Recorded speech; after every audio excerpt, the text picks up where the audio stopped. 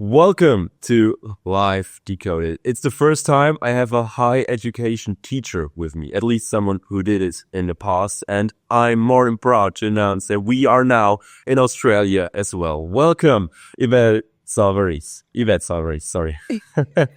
Hi, Mo. Thanks for having me. Yeah, it's just so crazy. We have a lot of people from the United States in recent days. We had a lot from the United Kingdom, from Gregory as well. So many countries are coming together. So maybe we will get the whole globe. Australia is now one more in the list. So we have a lot to talk about. First of all, you say that your career is anything but linear. What do you mean by that? It's not a straight line. I feel like let's just decades ago, as I say, when the dinosaurs are around, because I feel that old. When I left school, I'm kind of like, I want to do drama teaching, right? So I went and did like a bachelor's degree in performing arts. And while I was doing that, I kind of majored in history as well, kind of random. And then I majored in multicultural studies. So I had 3 majors because I kind of loved all that, right? So that's pretty cool. And then it just got a bit crazy. I'm like, I would love to teach drama. So I went on to do teaching, but I did secondary teaching. So here in Australia, with secondary being year 7 to year 12, so high school, I guess you call. Yeah. So not so good maybe, because just to put it in context, when I graduated, I was 21, so I was kind of a young kind of girl, chick, whatever. And the people I was teaching, the students I was teaching, they were like 16, 17, kind of close-ish in age, you could say. Yeah. So you had the same preferences, you had the same series to watch, the same TV shows you were talking about on Monday. Yeah, but to be honest, in Germany, those are the best teachers that you could have. Every young teacher I had was always a pleasure to have. That's awesome. But you know what I found though? Being a young teacher, they didn't take me seriously because all the other teachers were a bit older, right? So if I was trying to pull them in line, or if they were being disruptive, they're not going to take any notice of me because I'm closer in age to them than the other people. So that was interesting. But I while I was doing all this secondary teaching, somehow, and to this day, don't know how, because things just happen, I ended up doing some drama classes with some primary age kids. So, kids who are, 4 up till 10, 11 years old. And I just kind of fell into it. It was just, someone told me, hey, do you want to come run a drama class with some kids? I'm like, hey, yeah, cool. It's going to be better than what I'm doing as a secondary teacher. So I did that. But the problem I found is that I didn't feel qualified enough, because teaching little people as opposed to adolescents is really different. You're dealing with different age groups, right? So, completely different. And so I'm like, you know what? I'm going to go back to university, and I'm going to do a degree in primary teaching. So you did actually go down from secondary, you got down to primary to have a big of a age gap. Okay. Yeah. So I did that, right? So that opened up more doors, and off I went doing a little bit of primary teaching and a little bit of secondary teaching in the field of drama. And then again, things happened with me. I don't know how they happened. I somehow ended up working in after school care. Now, here in Australia, we have after school programs that are run in primary schools, and I ended up working in them. I don't know how, but I did. And I worked my way up in that sort of part of teaching and education to become a director of one of the largest programs in Melbourne. So that was awesome. But it gets even weirder. Right, and it does it. While I was doing that, I really loved training my staff. So my staff were the other educators, the other people working for me who were also helping running these after school programs. So I decided, hey, I really love teaching adults. Let's go do my adult teaching qualification. So I did. So you went from people who are pretty much in your age range to people who are way younger than you, and then you wanted to have people that are older than you. Correct. Wow. Okay. Correct. So I went and did that, as you do. And that was, you know what? It was a pretty weird qualification because I felt like I was doing teaching all over again. But yeah, I had to do it if I wanted to teach adults. It's mandatory. So I did it.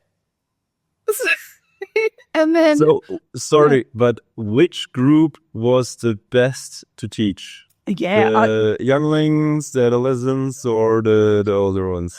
The older ones are just like older babies in some cases. But I loved it. I when I finished my adult teaching qualification, I then ended up being a training manager at a higher education college. So I was running the department.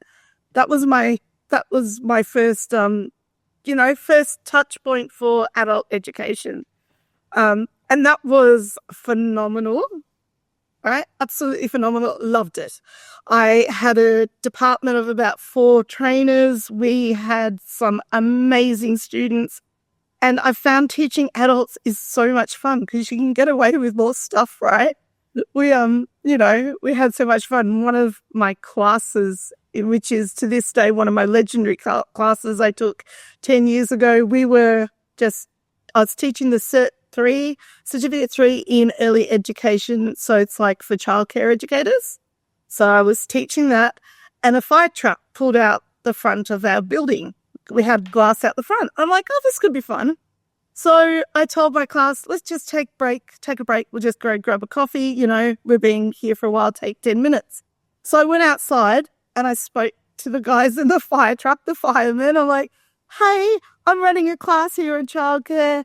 These guys are going to go and work in childcare. And they're like, oh, cool. Bring them out. We'll do a little mini lesson on work health and safety and fire safety. I'm like, okay. So I took my class outside, hijacked basically a group of firemen in a fire truck, and we did like a 20-minute session on safety and fire safety with these firemen who were just, in the area. They were checking a fire hydrant or something because they're doing their checks or whatever they did.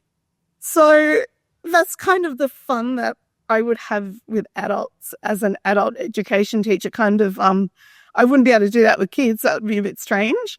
But that's why I love teaching adults. And then from there, I started my own company. But it was fun. From there on, you just started your own company. Yeah. Okay, so wow. So when listening to you, you're completely euphoric about it. So at the end, I expected we're all worked out. And first of all, congratulations. Therefore, yeah. Wow. So when we put your career on a map, it would be all circling and going from A to B and everything. And I love that so much because many people, they study something and think they are stuck at that job forever. Yeah. And have all of those borders that they set themselves, let it be the money that they're getting, the time they need to invest to change their career path and everything. So it's becoming quite rare to talk to people who have more than one career change. And you did, I forgot to count, but many, many, many. Yeah.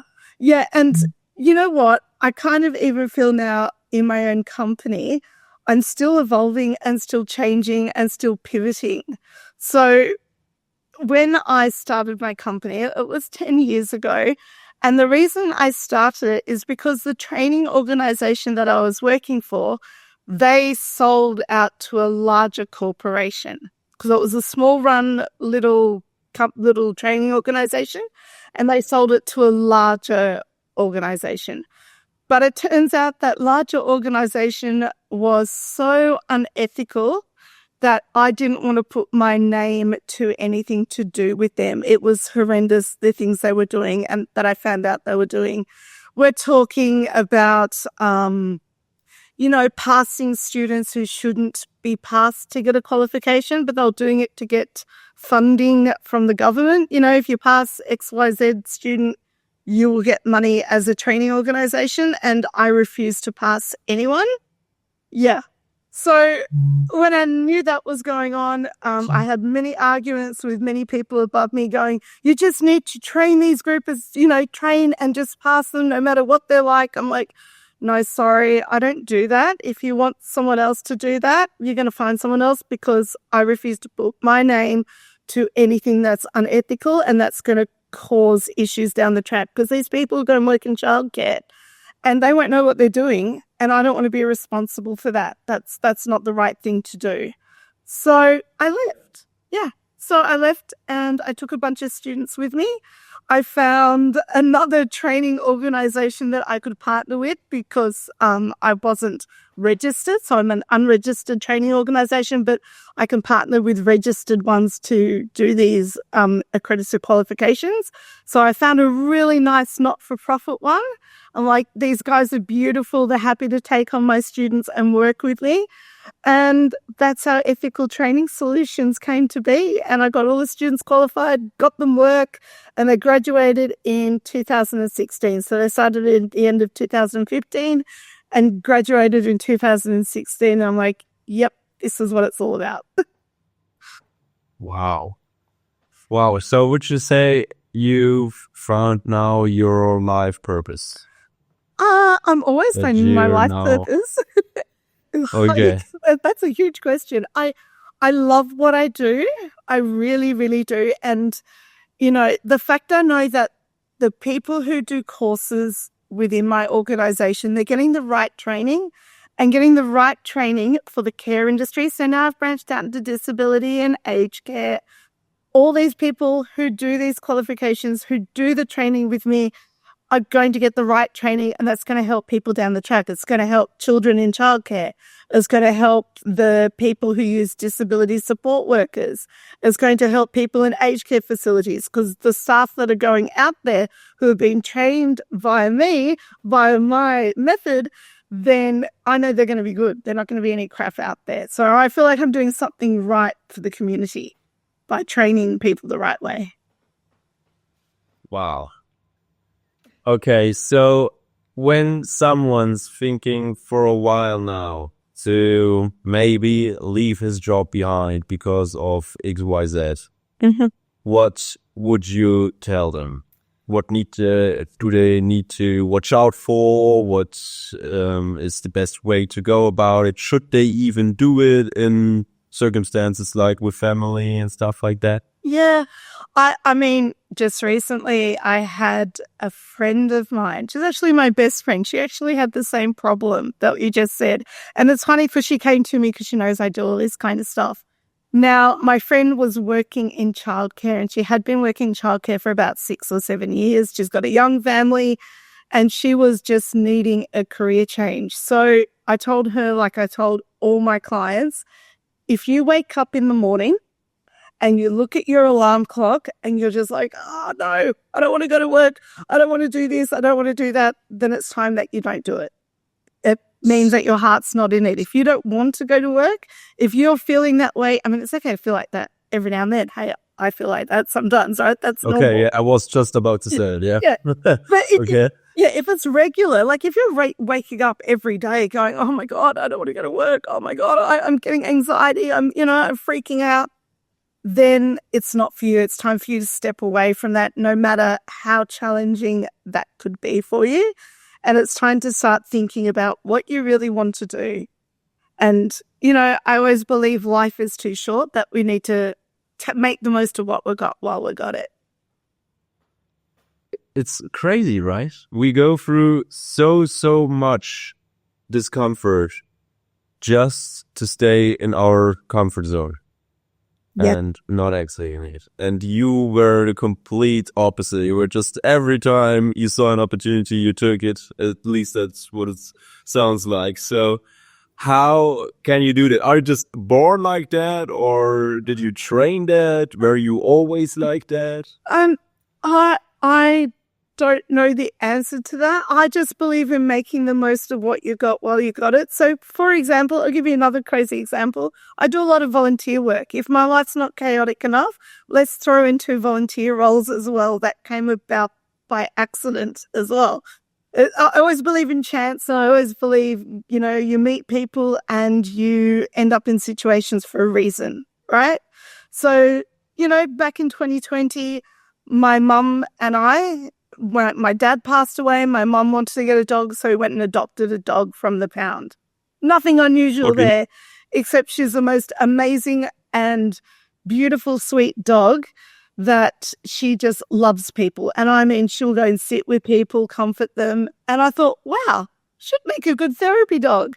And I remembered when my dad was in hospital, he used to have a therapy dog that came to visit him that would make him feel better. So I investigated that company, and here I am doing therapy dog work, like volunteer work.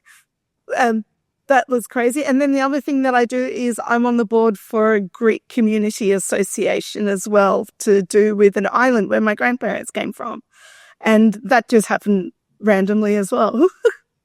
The Europe Greek country. Yeah. Or Europe. Okay. So my grandparents originated from Greece, but I'm one of these people who take opportunities when I see them because I learn from them. And that's what I try to tell my clients. If you want to leave your job, if you are not happy anymore, think about other things you could do and what you could learn from it. But you can also learn from the job that you're in now. You can transfer skills across in ways that perhaps you don't know and you haven't thought of.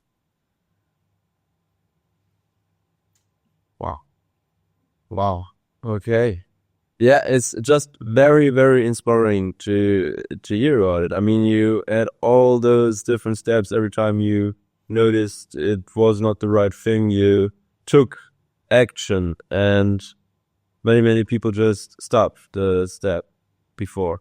Yeah. So now you're doing this work for many, many years. Are there any new stuffs that you learned about life that the normal people don't really know about because they don't do the same work that you do and don't do that much work?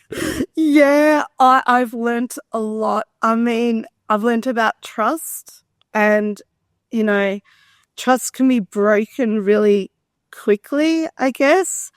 I can't really go into it due to XYZ reasons, but yeah, I have had trust broken within my company, and that was really hard, and I had to rebuild myself and rebuild my company as well because of that broken trust. And, I kind of could have just thrown everything in the bin and going, well, bugger this.